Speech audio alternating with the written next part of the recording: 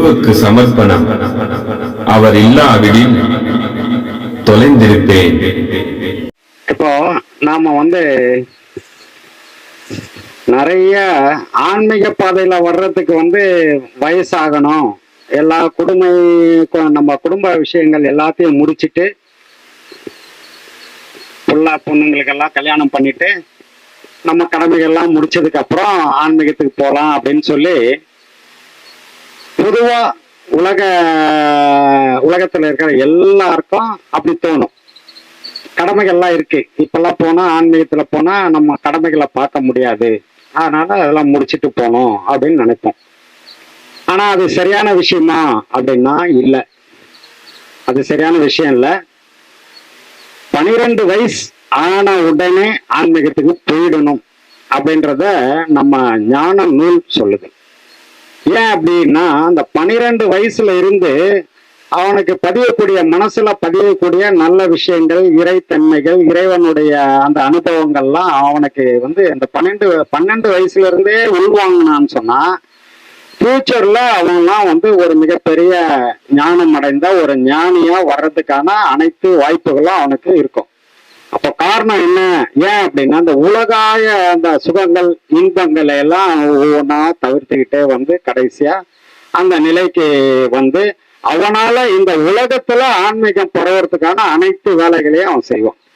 ஆனா 7 முறை இதுதான் இப்படிதான் பண்ணணும்னு ஞான நூல் சொல்லுது. ஆனா பெத்தவங்க இருக்காங்க இல்லையா, அவங்க என்ன பண்ண, எந்த பிள்ளையும் சன்னியாசி ஆயிடக்கூடாது, அப்படி போயிடக்கூடாது, அந்த பாதைக்கு போகக்கூடாதுன்னு அப்படியே போற பிள்ளைங்களை கூட தடுத்து நிறுத்தி அவங்க நல்லா படி, உலக வாழ்க்கையில நிறைய நீ அனுபவிக்க வேண்டி இருக்கு, சாதிக்க வேண்டி இருக்கு, நீ கலெக்டர் ஆகணும், இப்படி ஆகணும், அப்படி ஆகணும்னு சொல்லி அவங்களே குடும்பத்துல இருக்கிறவங்களே தடுத்துருவாங்க. இது இயல்பான விஷயம், இது பெற்றோர்களுக்கான இயல்பான விஷயம். என்ன காரணம்னு சொன்னா அவங்களுக்கு அந்த ஞான நிலை, அந்த ஞான அறிவு, அந்த சிந்தனைகள் அவங்களுக்கு இல்லை.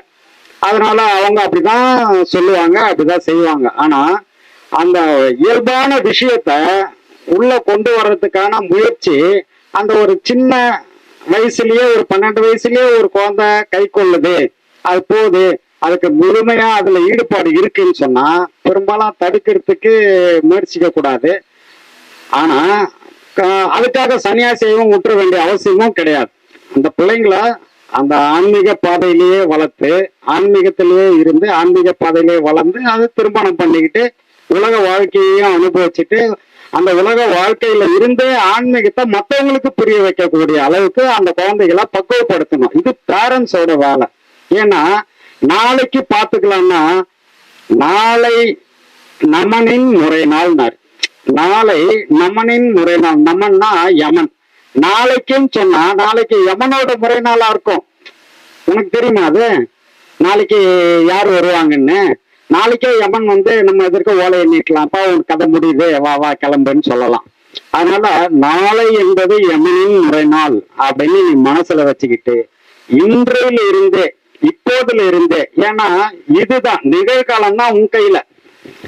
நாளை என்ற எதிர்காலம் உன் கையில இல்ல, நேற்று என்ற இறந்த காலமும் உன் கையில இல்ல. ஆக இன்னைக்கு நடக்கக்கூடிய விஷயம் உன் கையில இருக்கு. அப்போ நீ என்ன பண்ணணும்னா இன்னையில இருந்தே அந்த ஆன்மீக பாதையில பயணத்தை தொடர ஆரம்பிக்கணும். அப்ப ஆன்மீகம் என்ன அவசியம்? இப்ப எல்லாரும் ஆன்மீகத்தை கடவுளே இல்லைன்றவங்களும் நல்லா வாழ்ந்துகிட்டு இருக்காங்க, கடவுள் இருக்குன்றவங்களும் நல்லா வாழ்ந்துகிட்டு இருக்காங்க. அப்ப ஏன் கும்பிடணும் அப்படின்னா, இதுல அழகணி சித்தர் சொல்றாரு, நஞ்சுண்ண வேண்டாவே நாயகன் தாழ்பறவே. நாயகன் தாழ்பெற நஞ்சு நீ விஷம் சாப்பிட வேண்டிய அவசியம் இல்லை. நஞ்சுண்ண வேண்டாவே நாயகன் தாழ்பறவே, நெஞ்சம் அலையாதே நீ ஒன்றும் சொல்லாதே, பராபரமானதடி பறவையாய் வந்ததடி. எப்படி உயிர் எப்படி வந்ததுன்றத அவர் அந்த பாடல்ல வளர்க்கிறார். பராபரமானதடி பறவையாய் வந்ததடி. இந்த உலகத்தையே அதுதான் இங்க படைக்குது. அப்போ இப்படிப்பட்ட ஒரு மிகப்பெரிய ஞானத்தை நம்ம விஷம் குடிக்கிற அளவுக்கு ரொம்ப கஷ்டப்பட்டு செய்ய வேண்டிய அவசியம் இல்லை. அவ்வளவு கஷ்டம் கிடையாது இது. ஆனாலும் அதை விட கடினம் தான் ஒரு பக்கம். ஏன்னா உலக விஷயங்களை துறக்கணும். முழுமையா துறக்கணுமானா கிடையாது. முழுமையா துறக்க வேண்டியதில்லை. இறைவனை நினைக்கக்கூடிய அந்த 1 மணி நேரத்துக்கு இந்த உலக விஷயத்தை திறந்தா போதும். 1 மணி நேரமோ 2 மணி நேரமோ அந்த உலக விஷயங்களை திறந்து இறைவா நீ உண்டு நான் உண்டு அப்படின்ற நிலையில நிக்கிறதுக்கு தான் இங்க பாடம் கொடுக்குறோம். அந்த பாடத்தை பயன்படுத்தி நீங்க நிலைகளை தன்னுடைய நிலைகளை மாற்றி இந்த உலக சுகங்களை எல்லாம் கொஞ்சம் கொஞ்சமா ஏன்னா பற்றுன்றது உடனே விட்டுற முடியாது. பற்றுக பற்றாற்றான் பற்றினை அப்பற்றை பற்றுக பற்று விடற்கு அப்படின்னு வள்ளுவர் சொல்றாரு. இந்த பற்றுன்ற விஷயத்தை பாருங்க, இந்த 2 உதடும் ஒட்டியே இருக்கும். இந்த பாடல் சொல்லும் போது உங்களுக்கு புரியும், இந்த உதடு ஒட்டிக்கிட்டே இருக்கும். அதுதான் பற்றுன்றது. இதுக்கு ஆப்போசிட்லயே ஒரு குரல் சொல்றாரு, யாதனின் யாதனின் நீங்கியான் நோதல் அதனின் இளன். இது ஒரு குரல். இந்த குரல்ல பாத்தீங்கன்னா உதடு ஒட்டவே ஒட்டாது. பாத்தீங்களா, சொல்லி பாருங்க, இதுல உதடு ஒட்டவே ஒட்டாது. ஏன் இத சொன்னாங்க அப்படின்னா, பற்றுல இருக்கிறவன் முதல் குரல் சொன்ன பாத்தியா, பற்றுல இருக்க அப்படிதான் இருப்பான். எப்படி? பொண்டாட்டி புள்ள, என் குடும்பம், என் சொந்தம், என் பந்தம், என் வீடு, என் சொத்து, இப்படியே இருப்பாங்க. இந்த பற்றை விடணும்னு நினைக்கிறவங்க தான் இந்த மாதிரி 2வது குறளுக்கு வருவாங்க. யாதனின் யாதனின் நீங்கியான் நோதல் அதனின் இளன். இதுல உதடுகள் ஒட்டவே ஒட்டாது. அப்ப என்ன அர்த்தம்னா, நீங்க ஒட்டாம இருக்கணும். எப்படி இருக்கணும்னா, அதுக்காக உலக வாழ்க்கையை திறந்துடணும், சன்னியாசி ஆயிடணும், சாமியார் ஆயிடணும் கிடையாது. எண்ணெயும் தண்ணியும் போல நீ எப்படி இருக்கணும்னா, இங்க எண்ணெய் மாதிரி, இது தண்ணி, அப்ப நீ எண்ணெய் மாதிரி இருக்கணும். இல்ல இது எண்ணெய்ன்னு வச்சுக்க, நீ தண்ணியா இருக்கணும். அப்போ என்ன சொல்றாங்கன்னா, தனித்து இருக்கணும். காரணம் என்னன்னா, ஆன்மீகத்துக்கு பொதுவாகவே ஆன்மீகத்துக்கு இந்த உலகத்தை பிடிக்காது. இந்த உலகத்துக்கு ஆன்மீகத்தை பிடிக்காது. சரியா? புரியுதா உங்களுக்கு? ஏன்னா இங்க எல்லாம் போயிட்டு எப்போ 24 மணி நேரமும் கோயிலே கதின்னு ஒருத்தர் இருந்தாருன்னா அவங்கள வீட்டுல கூட யாரும் கண்டுக்க மாட்டாங்க. ஏன்னா அவர் எங்க ஒரு கோயில்ல உட்காந்துட்டு இருப்பாரு, விட அவரு அப்படின்ட்டுருவாங்க. அப்போ அந்த மனித இயல்புல இருந்து அவங்க மாறிடுவாங்க. அந்த நிலையெல்லாம் வரக்கூடாது. 2 விஷயத்தையும் நீங்க கவனிக்கணும்.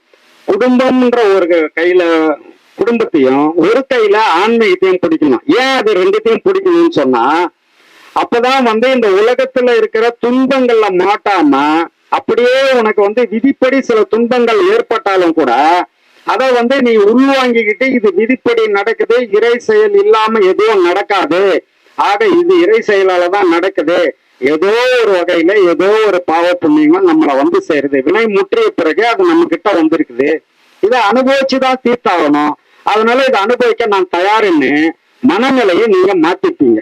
இந்த பாடத்துல இருந்தா. இதுல இல்ல அப்படின்னா, இந்த மனநிலை உங்களுக்கு வரலன்னு சொன்னா, அது உங்களை என்ன பண்ணோம்னா பெரிய மன அழுத்தத்தை கொடுத்து, இப்படிப்பட்ட துன்பத்தை நம்ம அனுபவிக்க வேண்டிய சூழ்நிலைக்கு நம்ம ஆளாயிட்டோமேன்னு சொல்லி பெரிய மன அழுத்தத்துல நீங்க மாட்டிக்கிட்டு, உங்களால உங்க குடும்பமே சிதைஞ்சு போற அளவுக்கு உங்க செயல்பாடு அமைஞ்சிரும். மன அழுத்தம் உங்களை அந்த நிலைமைக்கு கொண்டு போய். என் குருவுக்கு சமர்ப்பணம். அவர் இல்லாவிடில் தொலைந்திருப்பேன்.